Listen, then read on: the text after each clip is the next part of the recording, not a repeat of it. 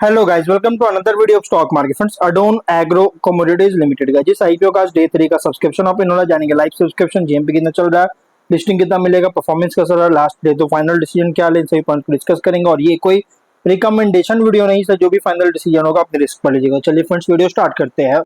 तो guys, IPO 29 को open हुआ था 1 जुलाई, आज क्लोज किया जा रहा है। 3 डे आईपीओ है। 6 जुलाई का listing date, 10 rupees, face value 66 to 70 rupees का price band, 2000 shares, lot size, face capital, book build IPO 44 crore का issue size, 62.9 lakh shares issue किया गया। श्रेणी shares market maker BSE SME पे लिस्टिंग किया जा रहा है। अलॉटमेंट डेट है 2 जुलाई का, 3 को रिफंड से लिस्ट किया जाएगा। शेयर्स डिमेट अकाउंट में क्रेडिट होगा। ऑफर जो दिया गया है QIB ओनली 1% का, बिग एच एन आई 31.2, स्मॉल एच एन आई 15.6, रिटेल 47% ऑफर दिया गया। रिटेल ओनली 2 लॉट अप्लाई कर सकते हैं। 4000 शेयर्स में 2.8 लाख पे करना पड़ेगा। Small H N I minimum 3 lot apply कर सकते हैं, 4.2 लाख पे करना पड़ेगा। मैक्सिमम 7 लॉट अप्लाई कर सकते हैं, 9.8 लाख पे करना पड़ेगा। Big H N I minimum 8 lot apply कर सकते हैं, 10.2 लाख 11.2 लाख रुपीज पे करना पड़ेगा।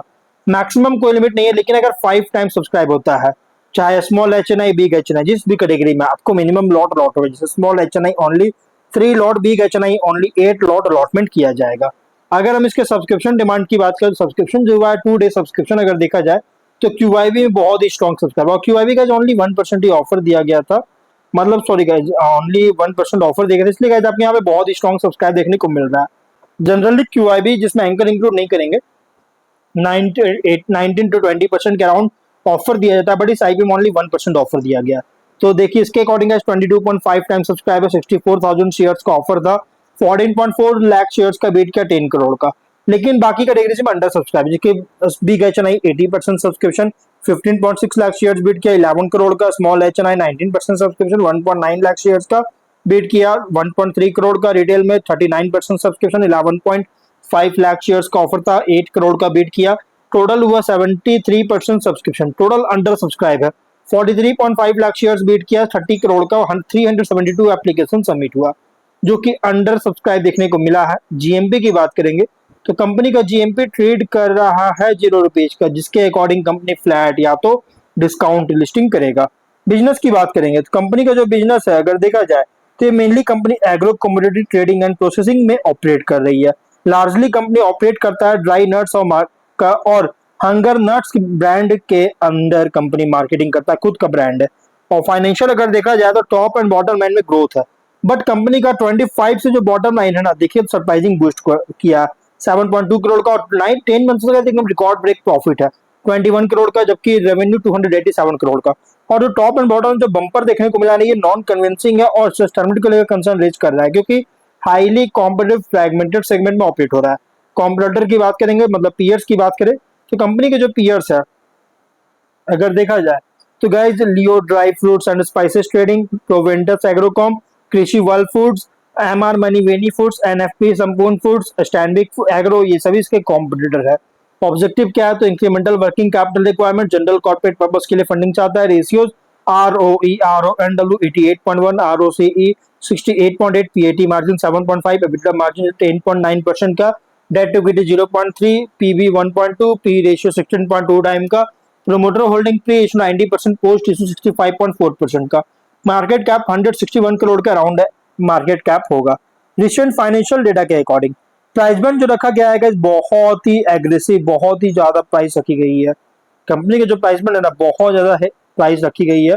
लेकिन अगर हम इसके स्वॉट एनालिसिस करेंगे तो स्ट्रेंथ अगर देखा जाए तो कंपनी ऑपरेट कर रहा है agro commodity trading and dry fruit processing sector में, और sourcing, importing, processing, packaging, distribution में इंगेज है ड्राई फ्रूट्स, नट्स, सीड्स और बेरीज का। और खुद का प्रोसेसिंग और पैकेजिंग फैसिलिटीज है, जो कि क्वालिटी कंट्रोल और वैल्यू एडिशन इंप्रूव करने में हेल्प करता है।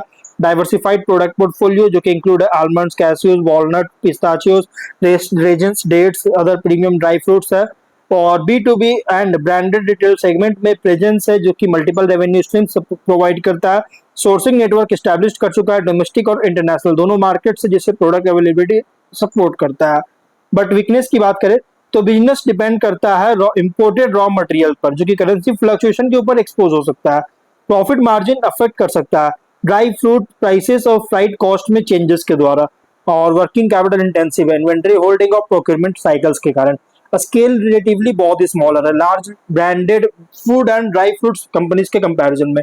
बिजनेस सेंसिटिव है, कंज्यूमर डिमांड और फेस्टिव सीजन सेल्स में कोई भी बदलाव होता है तो इससे बिजनेस सेंसिटिव हो सकता है।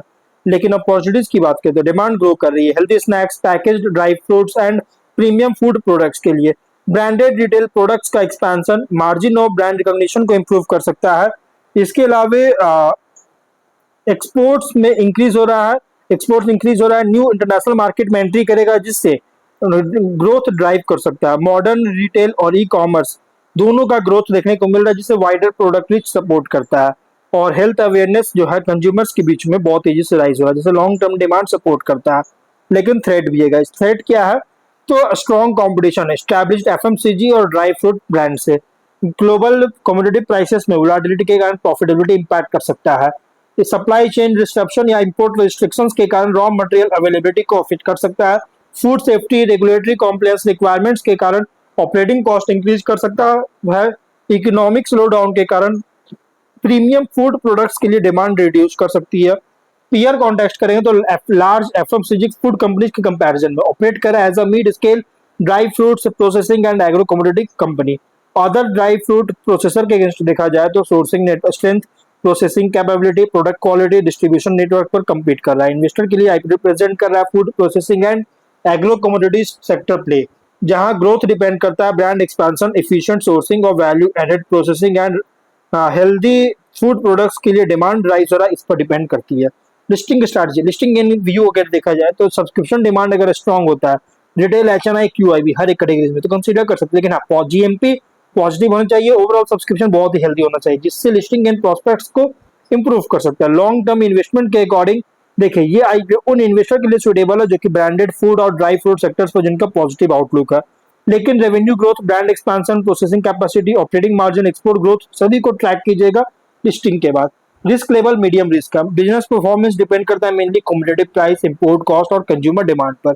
स्ट्रैटेजी वर्डिक्ट देखिए लिस्टिंग इनके लिए सब्सक्रिप्शन डिमांड और जीएमपी स्ट्रांग होता है तो कंसिडर कर सकते हैं।